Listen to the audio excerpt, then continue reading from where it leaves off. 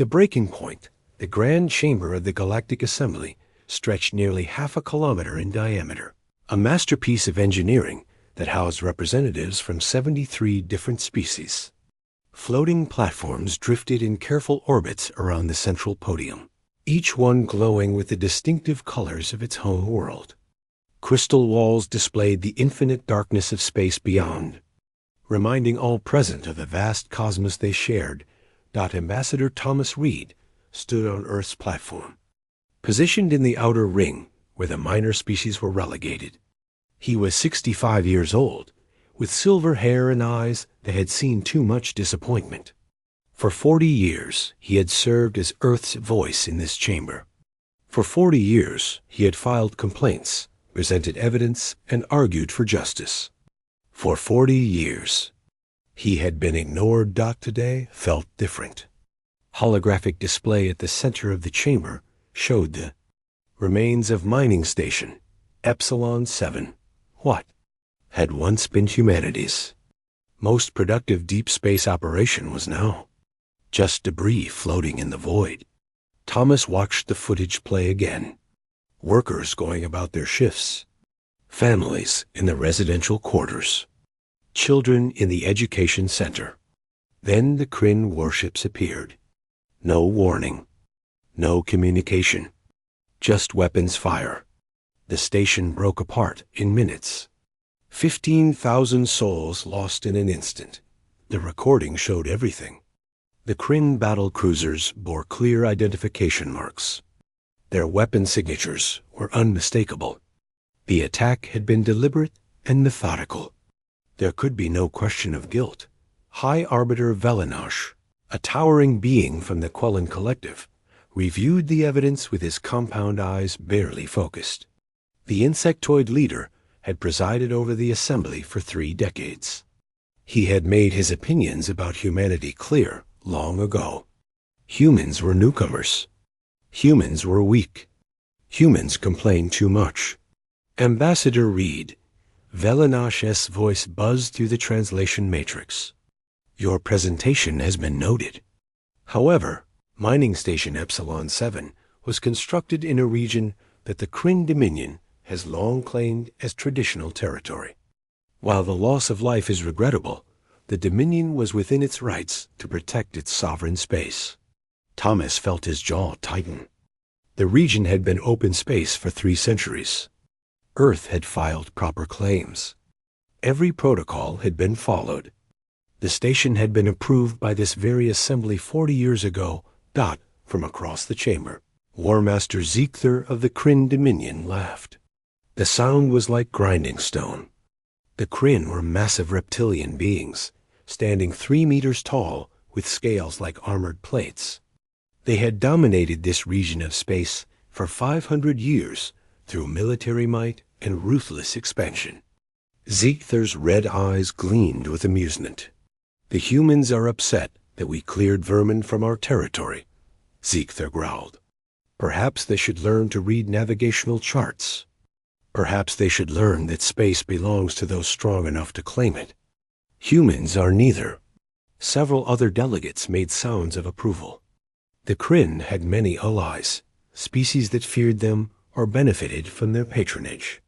The balance of power in the assembly had always favored the strong. Thomas looked down at his hands. They were shaking. 40 years. 15,000 dead. And they were laughing. High Arbiter, Thomas said quietly, I request a 48-hour recess. Earth needs time to formulate its response to this situation. Velinosh waved a dismissive appendage. Granted. The assembly will reconvene in 2 standard cycles. Perhaps Earth will bring better evidence next time. Or perhaps you will finally understand your place in the galactic order. More laughter echoed through the chamber. Thomas bowed slightly, the gesture respectful and submissive as always. He turned and walked toward the exit. Behind him, a woman in a dark military uniform followed. Colonel Lisa Park had been his security chief for 5 years. Officially, she protected him from physical threats. Unofficially, She represented Earth's military intelligence network. Her expression never changed, but Thomas knew she had seen everything. They walked through the winding corridors of the assembly station in silence. Other delegates passed them, some offering sympathetic glances, most simply ignoring the humans, as they always did. It took 15 minutes to reach the human quarters, a modest section that reflected Earth's status in galactic politics. Thomas waited until the door sealed behind them. The room was secure, swept daily for surveillance devices. Only then did he speak. Contact Earth. Priority Alpha. Eyes. Only for the High Command. Colonel. Park pulled out a communication device that looked ordinary, but contained encryption technology centuries ahead of what the galaxy knew humans possessed. She activated it with her biometric signature. Channel open, sir. Thomas sat down heavily. He suddenly felt every one of his 65 years. This is Ambassador Thomas Reed. Authentication code Sierra Victor 77 Tango. I am formally requesting activation of Protocol Crimson. Park inhaled sharply. Protocol Crimson. The words that had never been spoken aloud in all of humanity's 60 years as a spacefaring species. The plan that had been prepared from the very beginning. The plan that said if peace fails, if diplomacy fails, if they give us no choice, then we stop pretending. On the screen, Premier Sophia Marquez appeared. She was the elected leader of United Earth, a position that held more responsibility than power in peaceful times. These were no longer peaceful times. Behind her, Thomas could see the Emergency Command Center deep beneath New Geneva. The world's military and political leaders were already gathered. Thomas, Sophia said softly, we watched the session. We saw everything. 15,000 people, Sophia. Families, workers, scientists, gone. And they laughed. I know. 60 years. We've been in space for 60 years. We followed every rule. We showed them our best. We tried so hard to be the species we wanted to be, not the species we were. Sophia nodded slowly. The vote has already been taken, Thomas. All 197 nations. Unanimous. Protocol Crimson is authorized. All hidden assets are being activated. Fleet Admiral Chun Wei has command of military operations. Thomas closed his eyes. Part of him had hoped it wouldn't come to this. That somehow, even now, peace could prevail. But he knew better. He had always known better. How long has this been planned? He asked. From the beginning, Sophia replied. The moment we made first contact with the Quellen Collective, we began preparing. We studied every species. We learned their strengths and weaknesses. We built weapons in secret. We hid our true capabilities. We hoped we would never need any of it. On another screen, Fleet Admiral Chun Wei appeared. She was 58 years old, with short black hair turning gray at the temples. Her uniform bore medals from campaigns that had never been publicly acknowledged. Ambassador Reed, our forces are ready. We have assets in position across 47 systems. The Kryn don't know we're there. No one does. What are our chances? Thomas asked. If we follow conventional warfare like the Kryn expect, they outnumber us 10-1. They'd crush us. Chun Wei paused. But we're not going to fight like they expect. We're going to fight like humans. We're going to use every dirty trick, every psychological weapon, every tactical advantage that 10,000 years of human warfare taught us. We're going to hit them so hard and so fast they won't know what happened. Another face appeared on the screen. Dr. James Park, director of the Advanced Weapons Division. He looked excited and terrified at the same time. Ambassador, we've been developing weapons technology based on human military history. The galaxy fights with honor, with tradition, with rules. We don't. We have kinetic kill vehicles that move at 90% light speed. We have AI systems that can hack Kryn networks in seconds. We have nanobots that can infiltrate their ships. We have weapons they don't even have concepts for. And we're sure about this? Thomas asked. Once we start, there's no going back. Sophia leaned forward. Thomas, you've been our voice for 40 years. You've filed 1,247 official complaints. Not one resulted in real action. They destroyed our colony ships. They seized our trade vessels. They murdered our diplomats. And now this. 15,000 dead. How many more chances do we give them?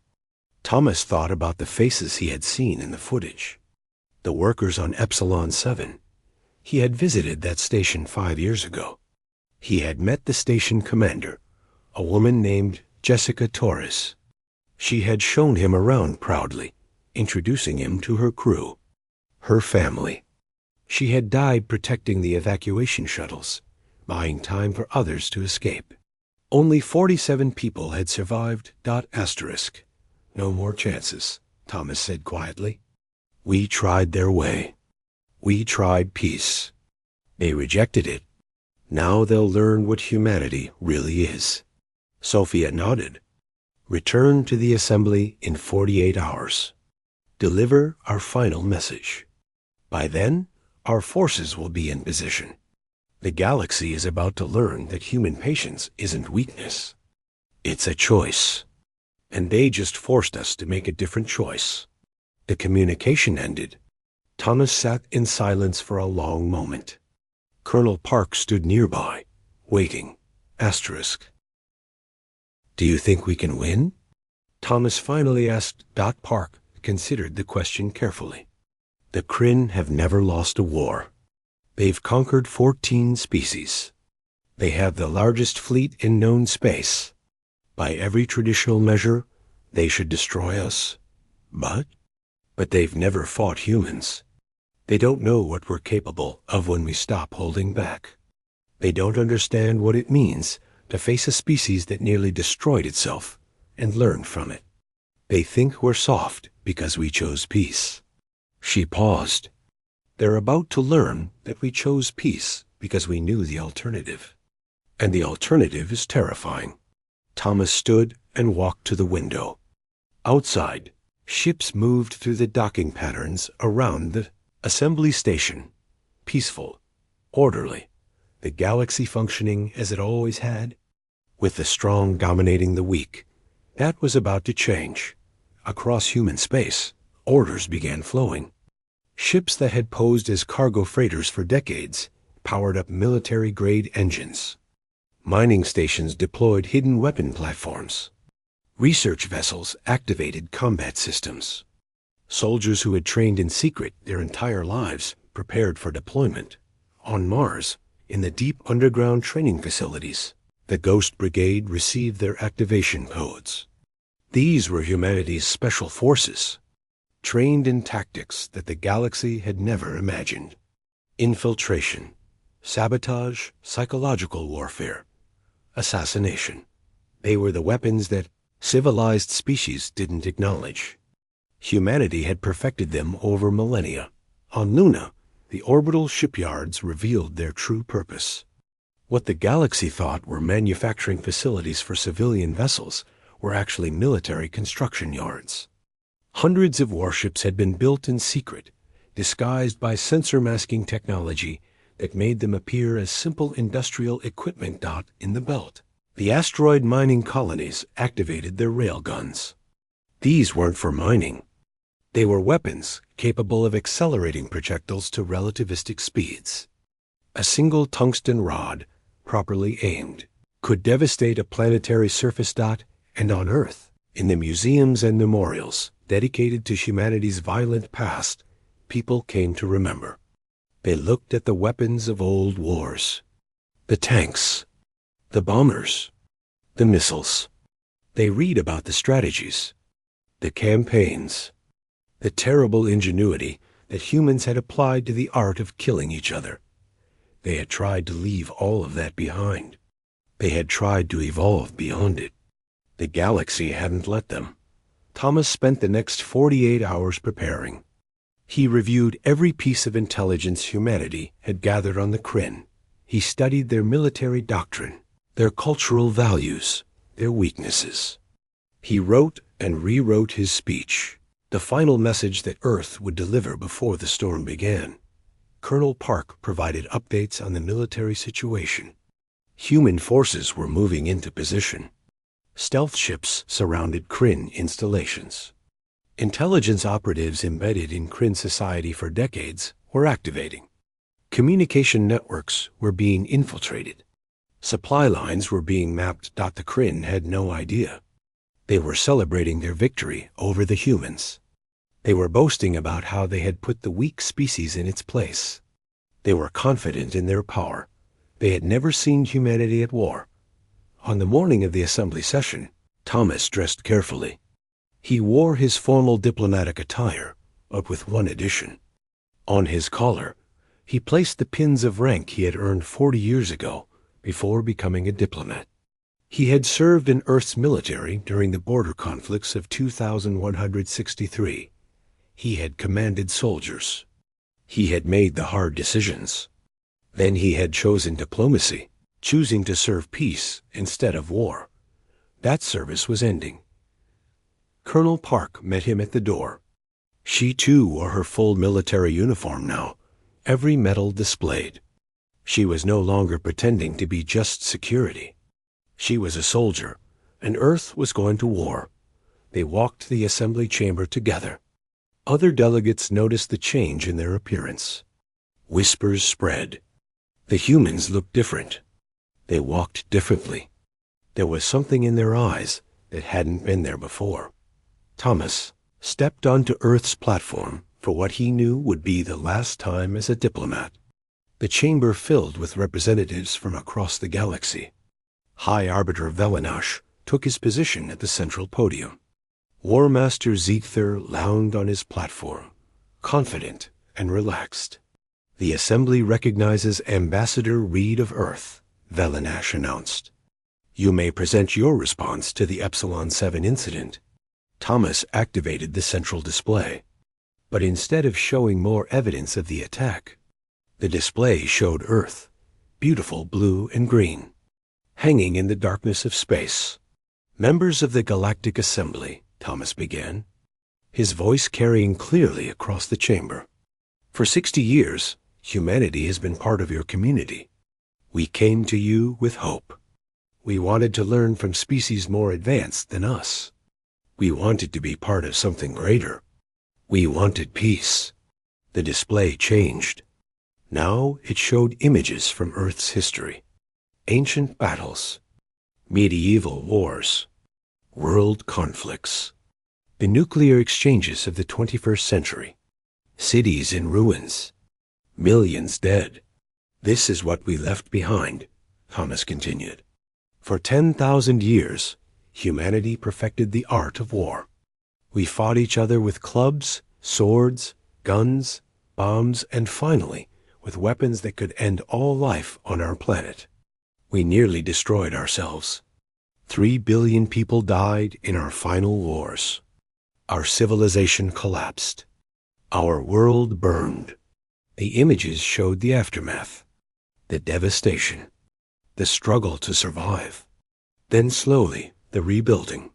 Humanity coming together, unifying, choosing a different path. We survived. And we learned. We learned that we were too good at killing. We learned that we had to choose peace or face extinction. So we chose peace. When we reached the stars, we decided to be better than our nature. We followed your rules. We showed you what we wanted to be, not what we were. Thomas paused. The chamber was silent now.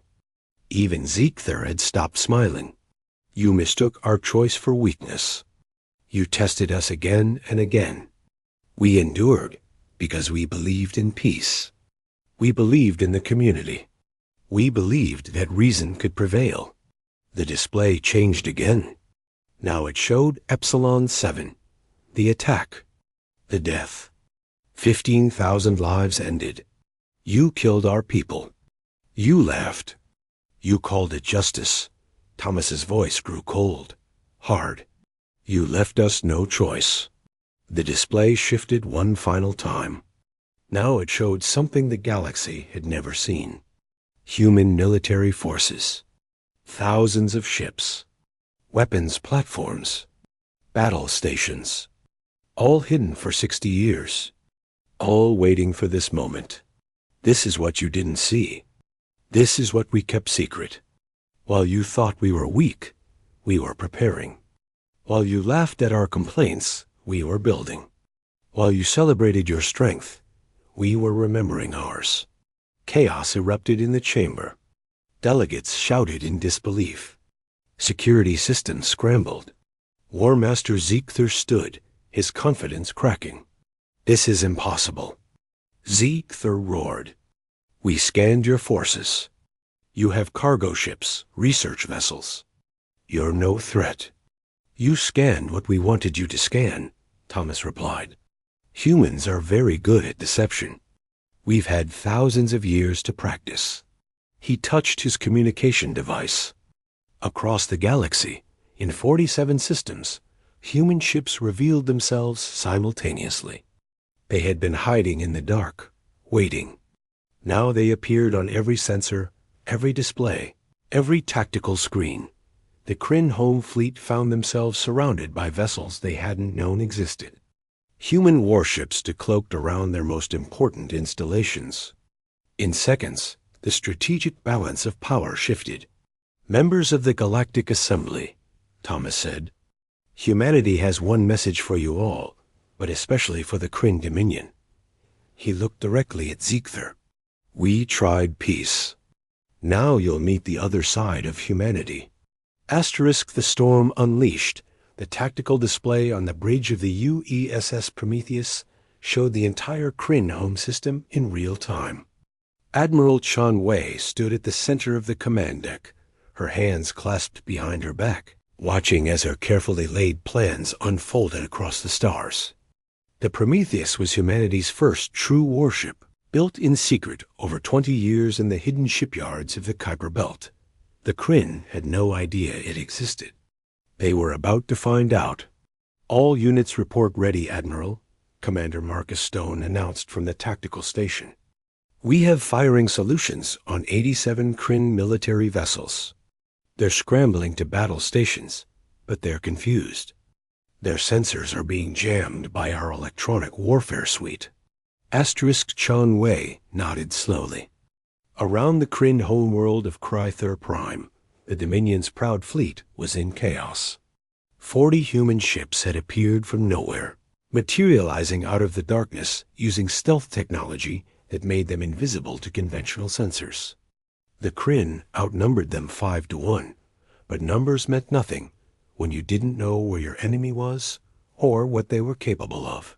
Open a channel to the Kryn flagship, Shen Wei ordered. Let's give them one chance. The main screen shifted to show War Master Ziegther. He was on his command deck, surrounded by panicking officers. His red eyes blazed with fury and something else, fear, perhaps for the first time in his long military career. Ziegther was facing an enemy he didn't understand. Human Admiral, Ziegther snarled, forcing confidence into his voice. You have made a grave mistake. You are surrounded, outnumbered. We will crush you, and then we will burn your Earth to ash.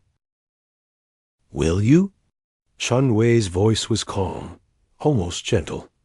War Master, you have one opportunity to avoid unnecessary bloodshed. Stand down your forces. Surrender your weapons. Or we will show you what human warfare looks like. Ziegther laughed, but it sounded hollow. You think your tricks frighten me? You think hiding in the shadows makes you powerful? We are the Kryn.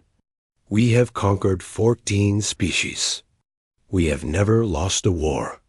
There's a first time for everything, Shen Wei replied. Fire. The human ships moved with precision that the Kryn had never witnessed. Instead of forming traditional battle lines, they split into small groups, each operating independently but coordinating perfectly through quantum-encrypted communications. They attacked from multiple angles simultaneously, using tactics that seemed random, but were actually based on thousands of years of human military theory. The first wave wasn't designed to destroy. It was designed to disable. Electromagnetic pulse weapons fired in coordinated bursts, washing over the Kryn vessels and overloading their power systems. Half the Kryn fleet went dark in the first 30 seconds, their ships drifting helplessly as backup systems struggled to come online. The second wave targeted weapons and propulsion. Human missiles moved like living things, changing course mid-flight, dodging defensive fire, seeking out the vulnerable points that human intelligence had identified through decades of careful observation. Engines exploded. Weapon batteries went silent. The Kryn were being surgically dismantled. "They're trying to regroup," Commander Stone reported. 30 vessels forming a defensive perimeter around the planet. "Let them," Shunwei said. "Deploy the Wraith packages." From the belly of the Prometheus and 3 other ships, small capsules launched toward the Kryn fleet. They were no bigger than escape pods, and the Kryn sensors dismissed them as debris. That was a mistake. Inside each capsule was something the galaxy had never seen: autonomous AI-guided weapons platforms, capable of thinking, adapting, and hunting. The Wraith packages activated once they penetrated the Kryn defensive line. They were equipped with advanced sensors and weapon systems miniaturized to fit their small frames. More importantly, they were programmed with combat algorithms developed from every major human conflict in history. They fought like wolves, coordinating attacks, isolating targets, overwhelming defenses through sheer unpredictability. Within 10 minutes, the Kryn defensive perimeter collapsed. Ships collided as they tried to evade the Wraith packages. Communications became chaos as captains screamed contradictory orders. The legendary Kryn military discipline crumbled under an assault that made no sense to them. On Kryther Prime, billions watched their invincible fleet being torn apart by an enemy they had dismissed as weak. "War Master Zeekther is hailing us again," the communications officer announced. Zeekther's image appeared. His scales had lost their luster. His confidence was gone. "Stop, please. We surrender." "We surrender." Chun Wei studied him for a long moment. She thought about the 15,000 humans who had died at Epsilon 7. She thought about all the other atrocities the Kryn had committed over centuries.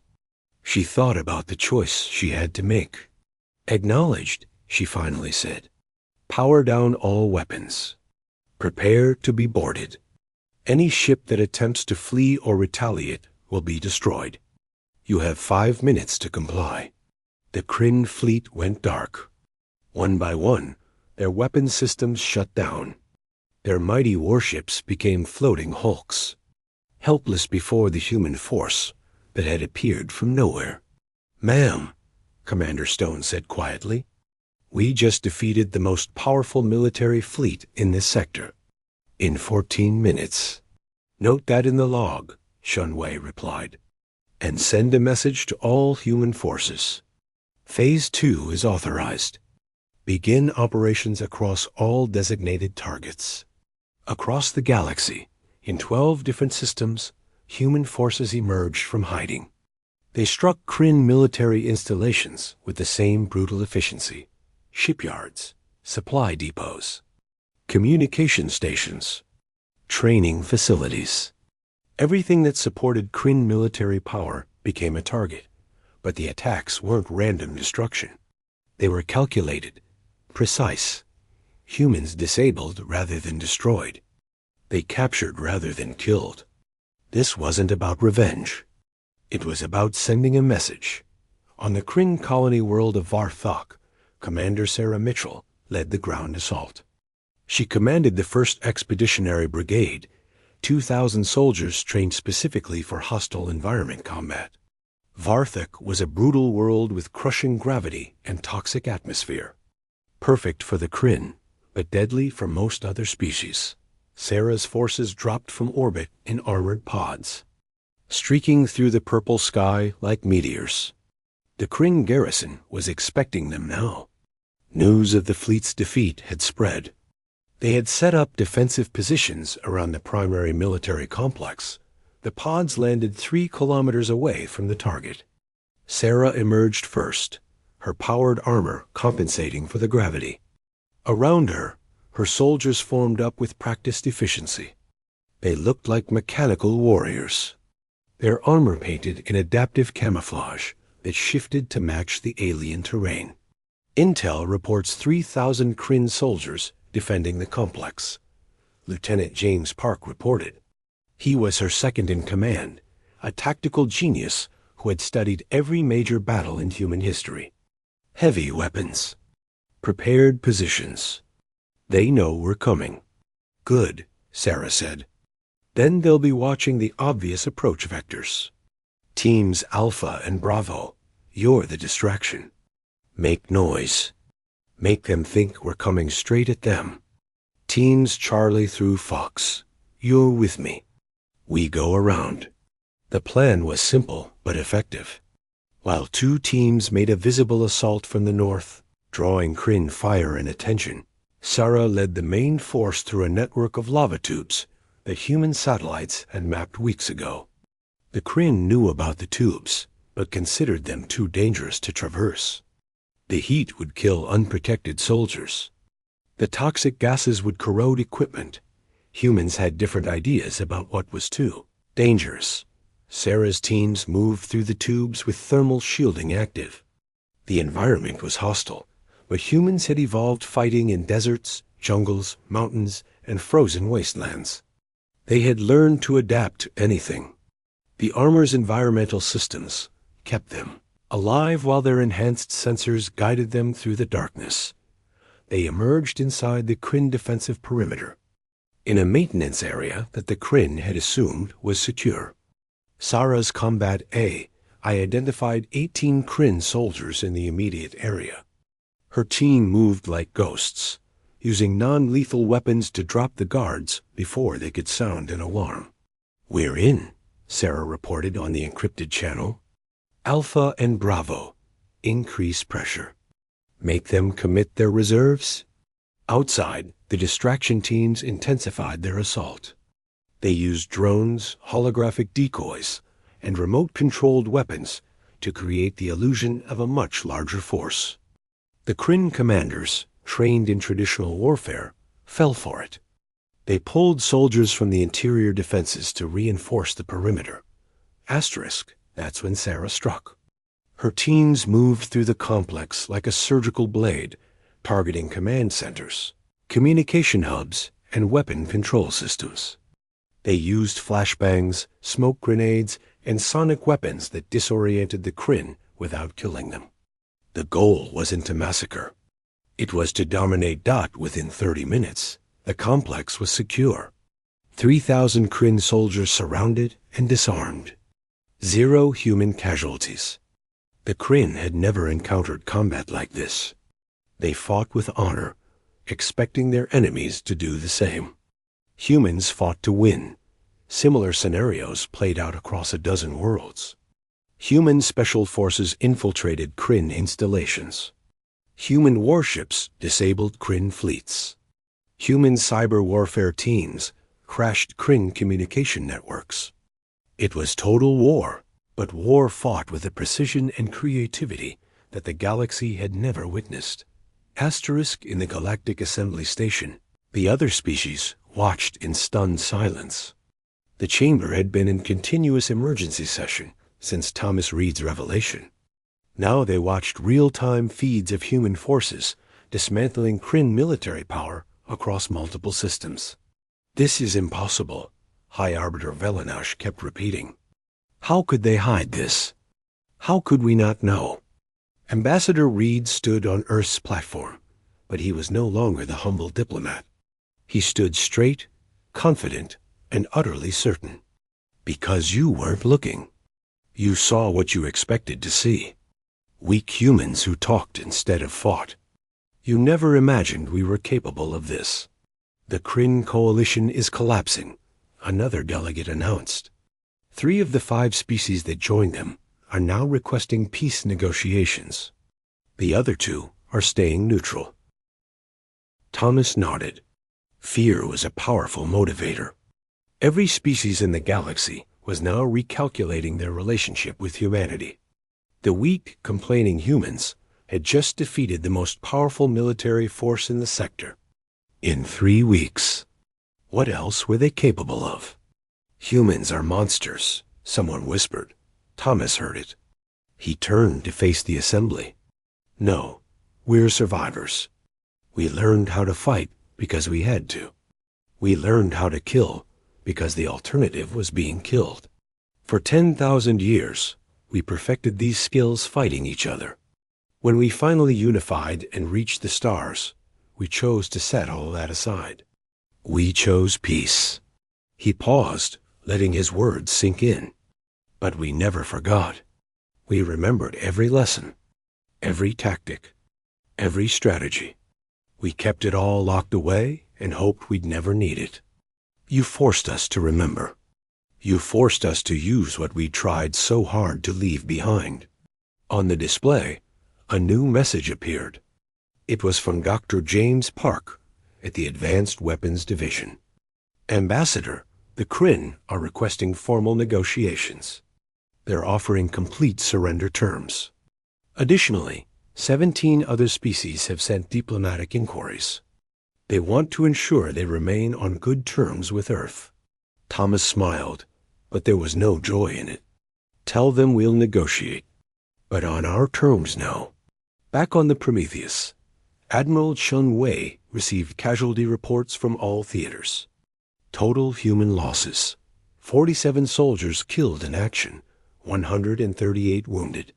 Kryn losses: over 1,500 dead, thousands more wounded, and their entire military infrastructure crippled. It wasn't even close. Admiral, we're getting reports of Kryn civilian populations panicking, Commander Stone said. They think we're going to do to them what they did to others. Conquest, subjugation, genocide. Chun Wei shook her head. Send a message to all Kryn worlds. Broadcast it openly. Tell them we're not conquerors. We're not here to destroy them. We're here to stop their military from threatening anyone else. Kryn civilians have nothing to fear from us. You really mean that? Stone asked quietly. I do. We're not fighting because we enjoy it. We're fighting because they left us no choice. The moment they stop being a threat, the moment they agree to real peace, we stop. That's what makes us different from them. 3 weeks after the war began, War Master Ziegther arrived at the neutral space station that had been designated for peace negotiations. He came in a small diplomatic shuttle, unarmed and escorted by human vessels. The mighty warrior who had laughed at human weakness now walked with his head bowed. Ambassador Thomas Reed waited in the negotiation chamber. With him were Admiral Chun Wei, Premier Sophia Marquez, and Dr. James Park. They represented humanity's diplomatic, military, scientific, and political power. Ziegther entered alone, his guards left outside. The Kryn warrior looked diminished. His scales were dull. His eyes, once so confident, now held uncertainty. He sat across from Thomas, and for a long moment neither spoke. You humbled us, Ziegther finally said. His voice was quiet, almost broken. In 3 weeks, you destroyed what we built over 5 centuries. You defeated us in ways we didn't think possible. You showed us that we understood nothing about real warfare. We didn't want this, Thomas replied. For 60 years, we tried to avoid this exact scenario. We filed complaints, not because we were weak, but because we hoped you would listen. We showed restraint, not because we couldn't fight, but because we knew what war costs. Why?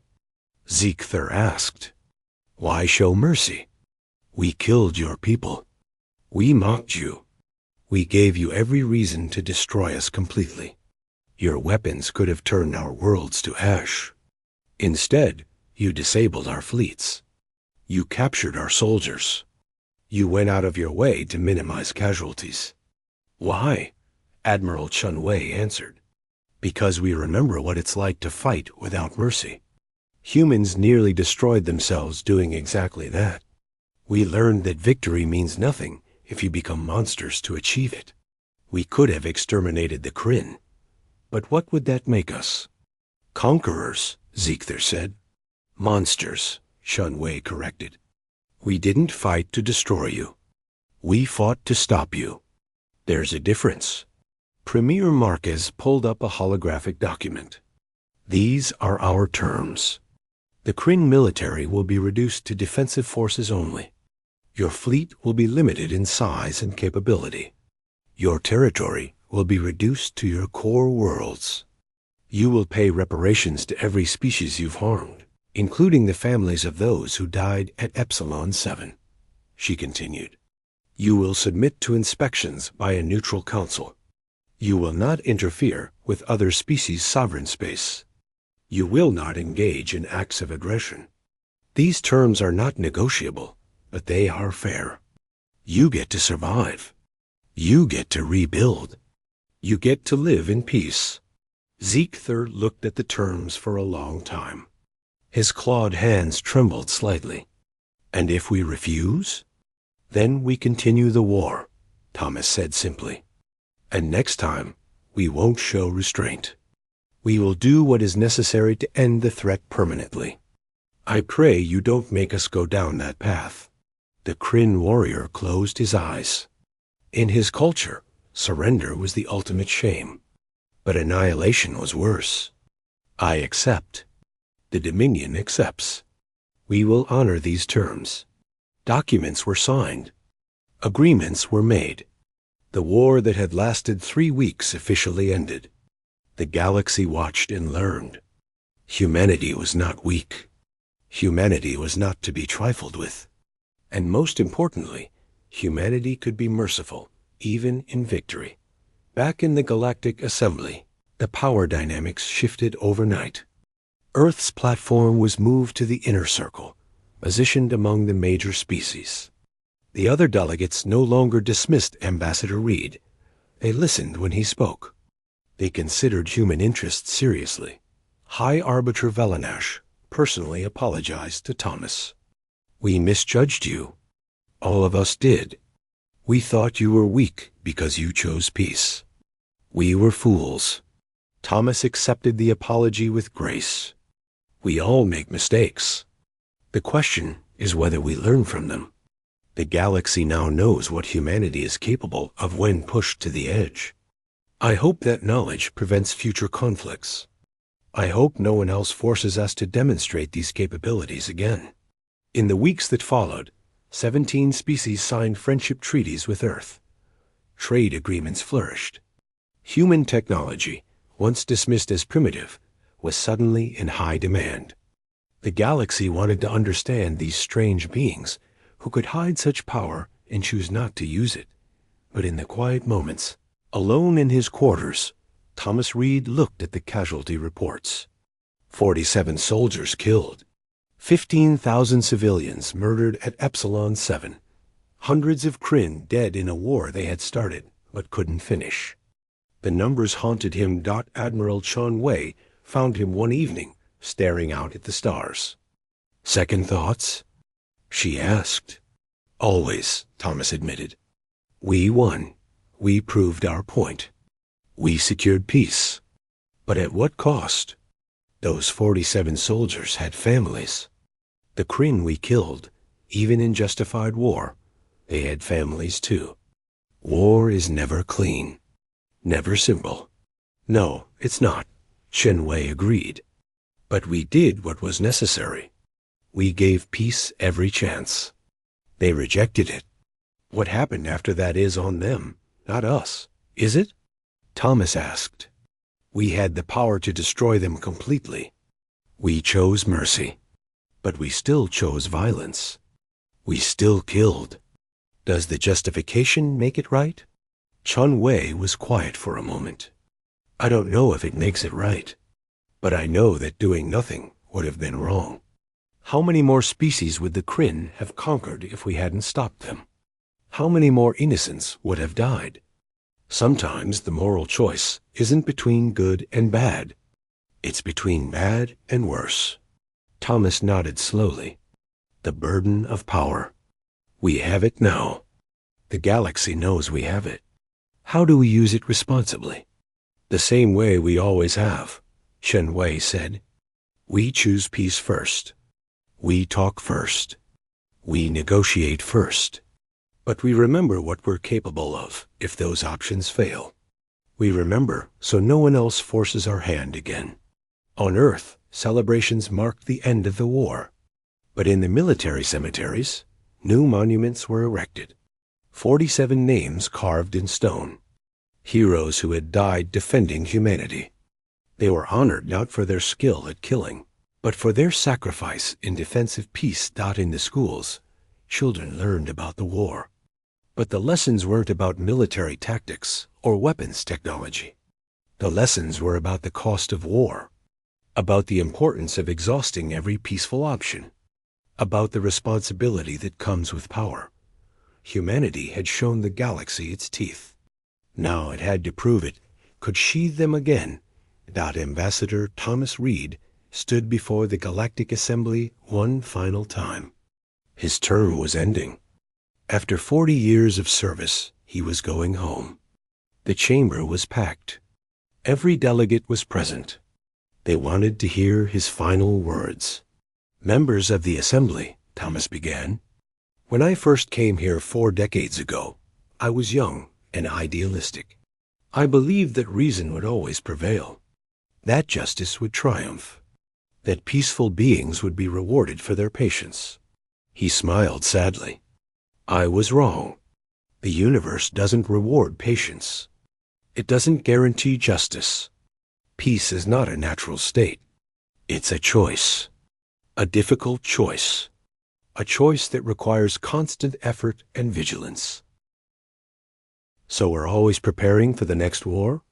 We're always preparing to prevent the next war, Chun Wei corrected. There's a difference.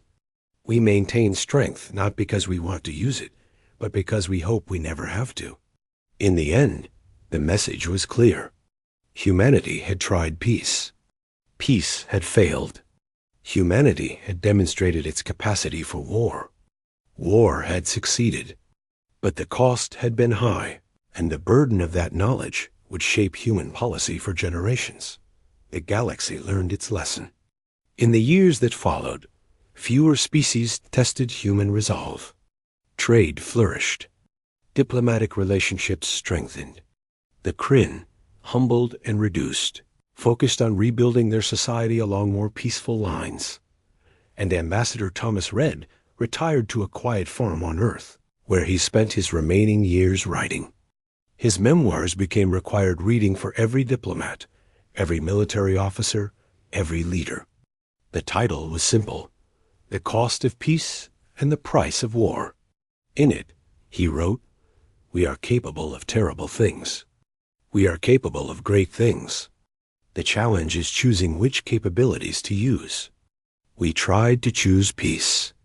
The galaxy rejected it. We chose war and proved we could win.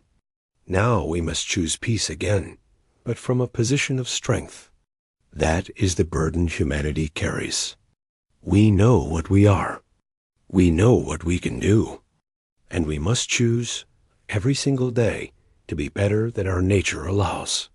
The galaxy never forgot. Neither did humanity.